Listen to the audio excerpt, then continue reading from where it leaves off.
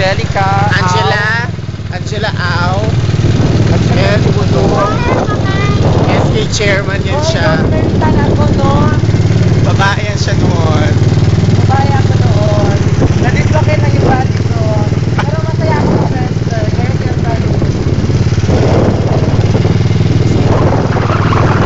Lovers yan sila, oh. Dito kami ngayon naghahanap ng Lita. Kasi we're so kati. Especially talaga si Angela. Kati. Okay, bye.